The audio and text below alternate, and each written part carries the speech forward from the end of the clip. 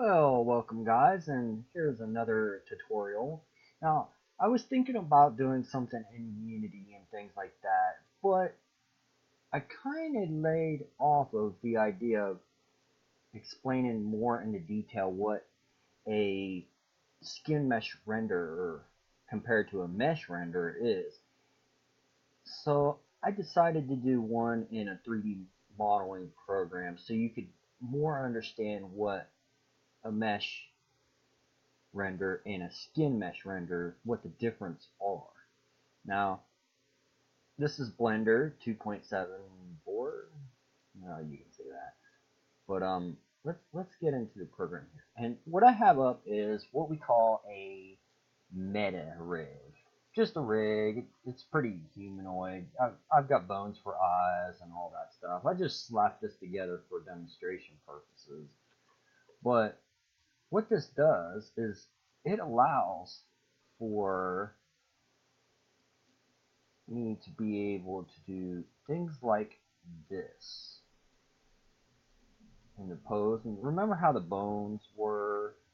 These are what all those transforms in the hierarchy come from. Now you can get some pretty weird stuff going on here and everything else because there's no limitations, which you have to sit there and program, but it's not that big of a deal for what we need. Now, when you do something like this, you'll have all kinds of 3D modeling tools, pose, and object orientated stuff. But the thing that I wanted to bring is this is no different than, well, it is different, but it's not different in such a way that you think. See, this started off as this. The only difference is we sit there, scaled it, extruded it out, and things like that, where it actually looks like a person's hand and arm, or however you want to put it. Now, there's a bunch of shortcuts, and you can extrude it out, make an arm, and I could go on for hours about this without running out of stuff to say, but this is just basically one of those cubes. Basically all it is. Cube. Okay. Now, this started off as just probably a plane, and you just let's go into edit mode and I can show you. See, this is all this is. A bunch of little planes. No different from that. Except they've been mapped to these bones. And that is why I wanted to bring you into this. Now, it's going to look weird because it's in edit mode, so it's going to stay this way. But if we come out of edit mode and go into pose mode, okay, pose mode.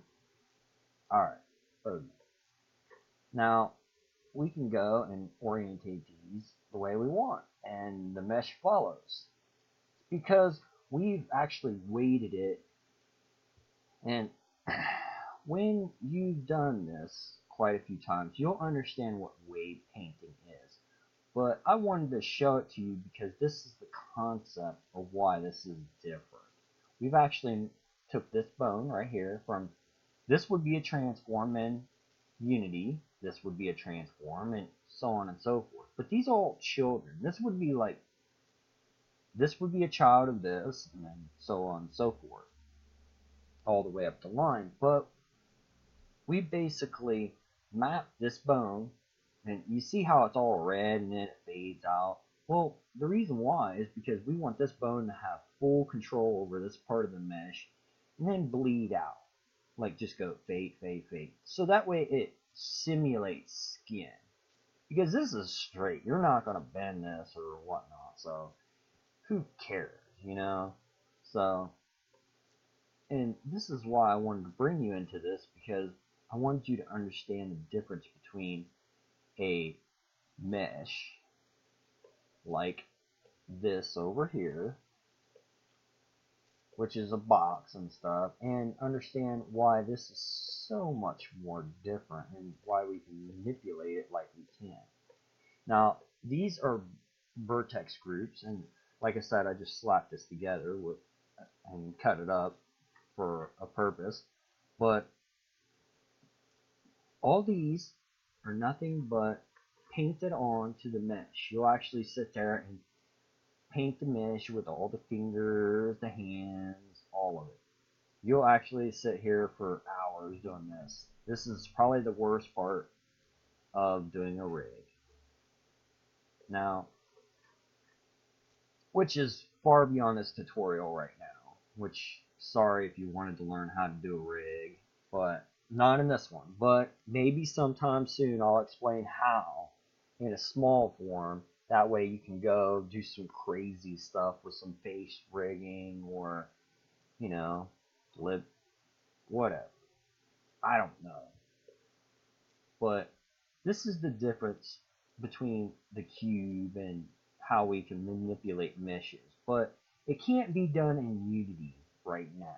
They have no way of doing this part right here. Mapping and creating something like this. Very advanced looking things like guns and stuff like that is all done in 3D modeling programs.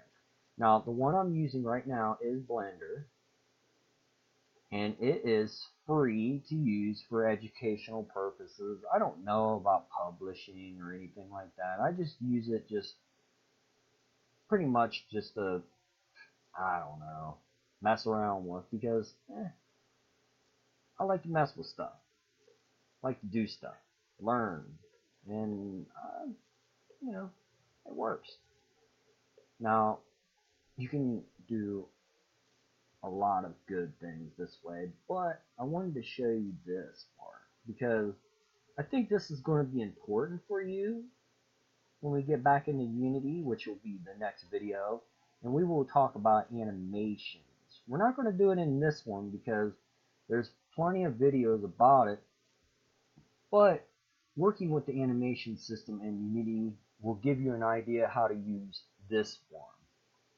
It's quite similar, but this one's more powerful. But this is the difference in this rig right here. Well, this rig, which will be nothing but a bunch of transforms, and how we can manipulate meshes. So, you know, this is my explanation of the differences. I mean, there's not much to tell, but, you know, you're going to have questions, so I'd like to answer them. But I left all these in here because they use a system called Mechanim, which they require all these bones to work properly, so you don't get errors and stuff like that. So all the bones are here, but most of the time I'm in first person, so I only need arms. I don't need this other stuff because you don't see it. Well, technically you do, but I'll show you a trick to that one. It's a trick using 2 cameras. So, and you know, you can go through and do all this cool stuff, and you know, hey, goodbye, have a nice day. Thank you very much for watching the tutorial, and I hope you got something from it. And we are just going to pretty much go bye, and see you in the next video for Unity. And thank you very much for stopping, and I hope you got something from this. Thank you.